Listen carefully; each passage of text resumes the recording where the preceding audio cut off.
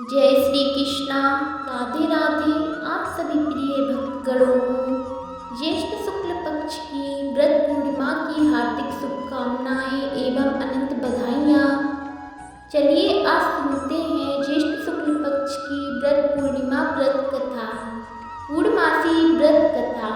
प्रत्येक मास की पूर्णिमा को पूर्ण चंद्रमा का और तत्प्रकाश सूर्य का तथा भगवान विष्णु रूप सत्यनारायण का व्रत किया जाता है।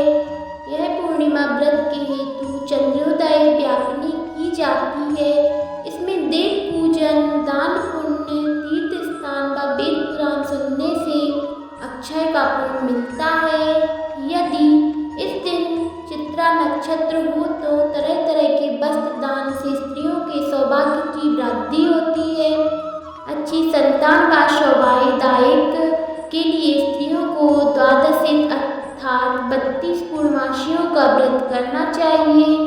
यूँ तो किसी पूर्णमासी से आरंभ कर सकते हैं, परंतु यदि मासों में सर्वोत्तम मार्गशीर्ष मास से शुरू किया जाए तो उत्तम है। अंत में उद्यापन करना चाहिए।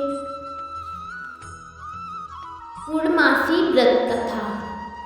द्वापर युग में एक समय की बात है कि यशोदा जी ने श्री कृष्ण से कहा, हे कृष्ण, तुम सारे संसार के उत्पन्न करता, पोषक तथा उसके संहार करता हो।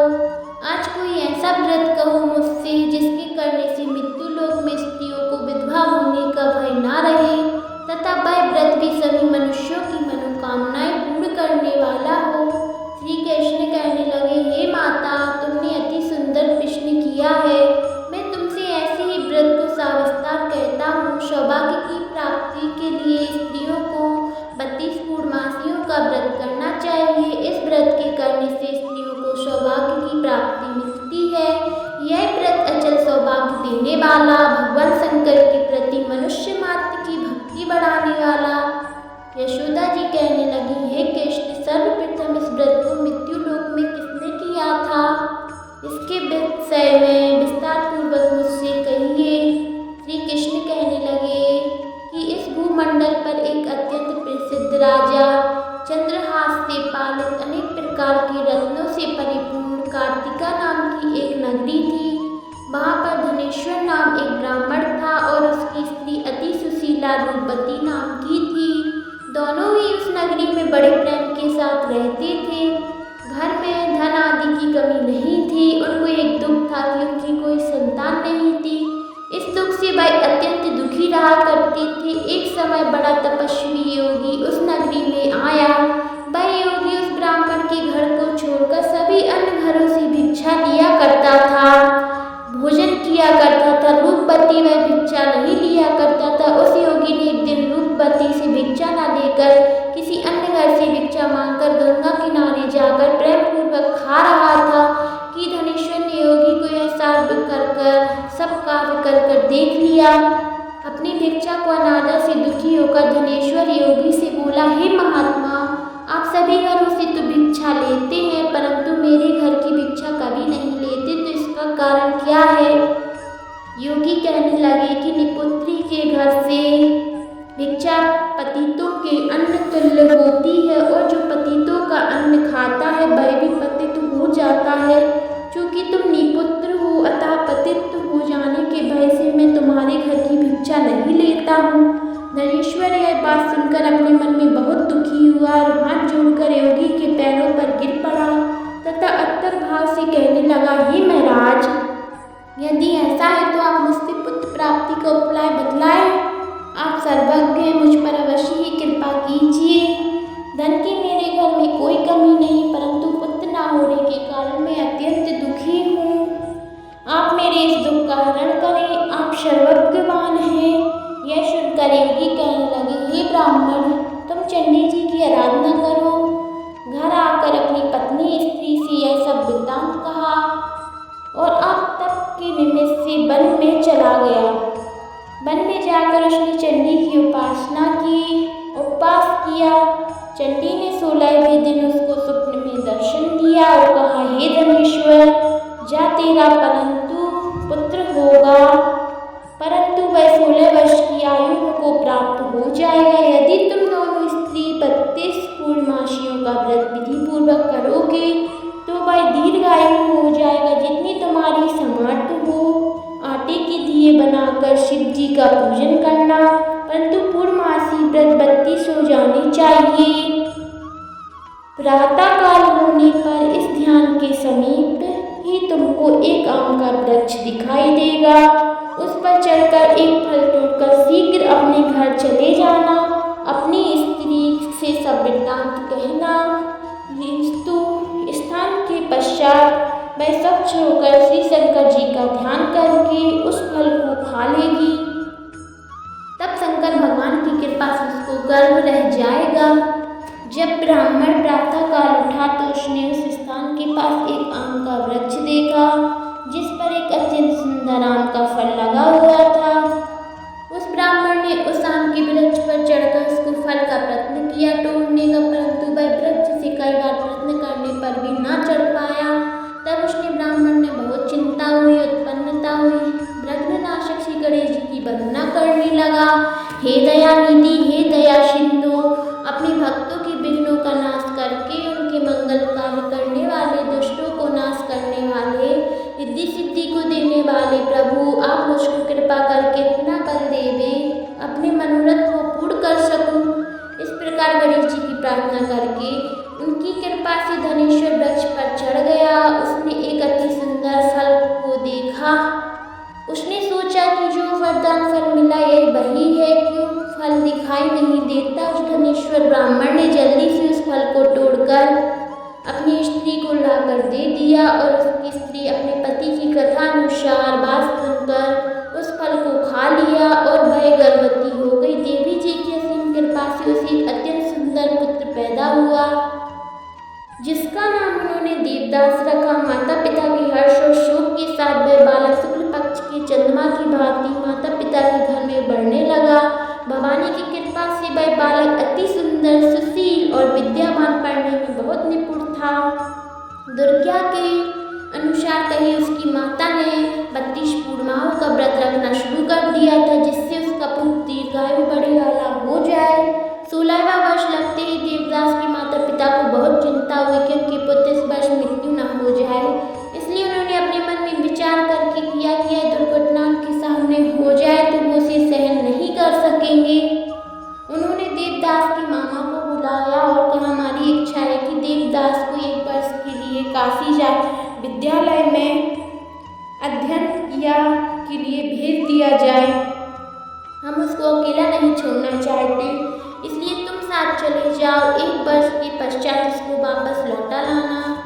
सब प्रबंध करके माता पिता ने काशी जाने के लिए देवदास को एक घोड़े पर बैठाकर उसके मामा को उसके साथ कर दिया, किंतु यह बात उसके मामा को किसी और से नहीं कही।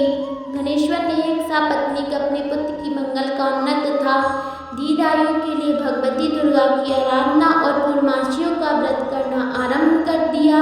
इस प्रकार 32 पूर्णमासियों का व्रत पूरा किया। कुछ समय पश्चात एक दिन वह दोनों मामा और भांजे मार्ग में रात्रि बिताने के लिए ग्राम में ठहरे हुए थे। उस दिन उस गांव में ब्राह्मण की अत्यंत सुशील, विदुषी और गुणवती कन्या का विवाह हो रहा था। जिस धर्मशाला के अंदर पर उसकी बारात ठहरी हुई थी उसी धर्मशाला में देवदास और उसके मामा ठहरे हुए थे। संयोग पर जब कन्या का तेल आदि चढ़कर मंडप आदि का कृत्य किया गया तो लग्न के समय वर को धुनांतर हो गया। अस्तुवर के पिता ने उस कुटुंबियों में से परामर्श करके निश्चय किया कि देवदास मेरे पुत्र जैसा ही सुंदर है, मैं इसके साथ ही लग्न करा दूंगा। बाद में विवाह के अन्य कार्य मेरे लड़के के साथ हो जाएंगे। ऐसा सोचकर देवदास की मामा ने जाकर बोला कि तुम थोड़ी देर के लिए अपने भांजे को हमें दे दो, जिनसे वह विवाह के लग्न का सब कृत्य सुचारू रूप से हो सके। तब उसके मामा कहने लगे कि जो भी कुछ मधु पार्क आदि कन्यादान के समय वर को मिले वह सब हमें दे दोगे तो मेरा भांजा इस बारात का दूल्हा बन जाएगा। यह बात वर के पिता को स्वीकार करने में अपने भांजा वर बनाने को भेज दिया और उसके साथ विवाह काल आदि रात्रि में विधि पूर्वक संपन्न हो गए। पत्नी के साथ वह भोजन न कर सका। अपने मन में सोचने लगा कि न जाने यह किसकी स्त्री होगी। वह एकांत में यही सोच में गर्भ निश्वास छोड़ने लगा तथा उसकी आंखों में आंसू भी आ गए। तब बधू ने पूछा कि क्या बात है, आप इतनी उदासीन बात जो वर के पिता ने उसकी मामा से हुई थी सब बतला दी। तब कन्या कहने लगी कि यह ब्रह्म विवाह के विपरीत हो सकता है। हे देव, ब्राह्मण और अग्नि के सामने मैंने आपको ही अपना पति बनाया है, इसलिए आप ही मेरे पति हैं, आपकी ही पत्नी रहूंगी, किसी अन्य की कदापि नहीं। तब देवदास ने कहा, ऐसा मत करें, क्योंकि मेरी आयु बहुत ही थोड़ी है। मेरे पश्चात आपकी क्या गति होगी, पहले इन बातों को अच्छी तरह विचार कर लो। परंतु वह दृढ़ विचार वाली थी, बोली, जो आपकी गति होगी वही मेरी गति होगी। हे स्वामिनी, आप उठिए और भोजन करिए, आप निश्चय ही भूखे होंगे। इसके बाद देवदास और उसकी पत्नी दोनों ने भोजन किया तथा शेष रात्रि भर सोते रहे।